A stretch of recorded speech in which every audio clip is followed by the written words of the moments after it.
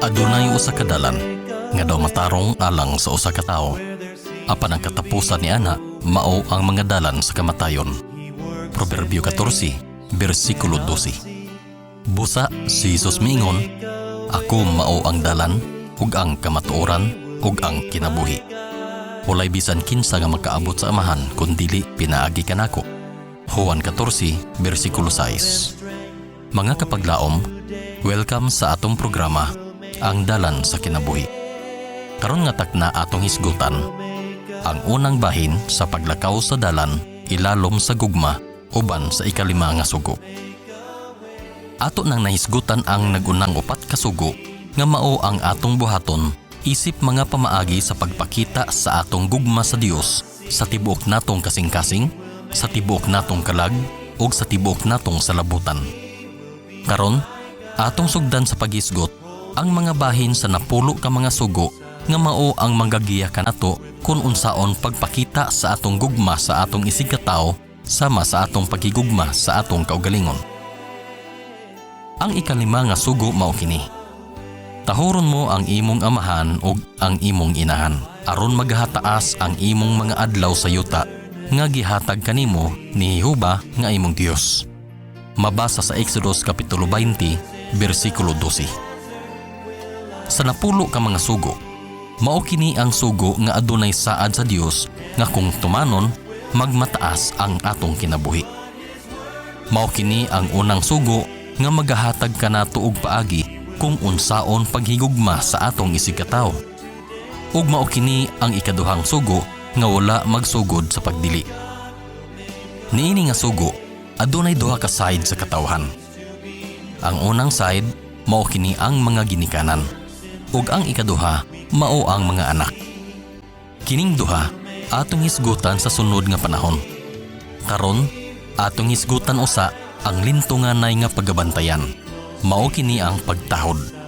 Mao kini ang unang pulong sa atong gibasa gikan sa Hebrehanon nga pinulungan, kaubad.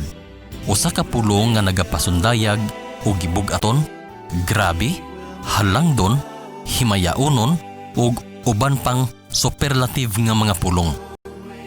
Kun atong sabton, mao kini ang gitagaan og labing dako nga gibug-aton sa atong kinabuhi.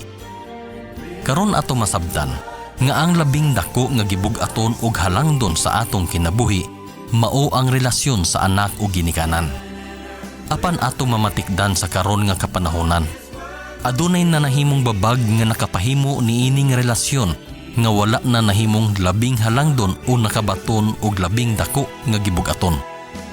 Usahay, ang ginikanan mamahimong ikaduha na, ikatulo ba kaha, ug ang uban maulahin na ang pagtagad ug prioridad ngadto sa mga anak.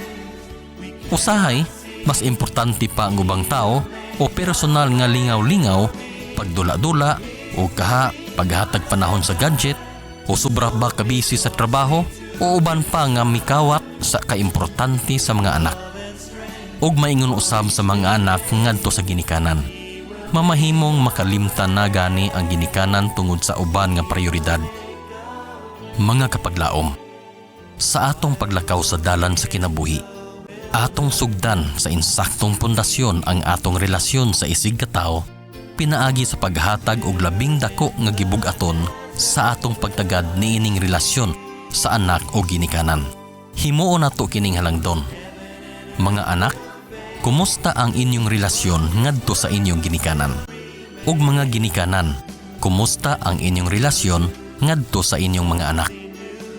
Atong hinumduman nga tungod sa gugma sa Dios kanato, iya kita ang gitagaan niini nga sugo aron mabatnan nato ang taas nga kinabuhi tungod kay nagapabilin kanato ang kalipay ug kalinaw pinaagi sa paghari sa gugma sa usag-usa.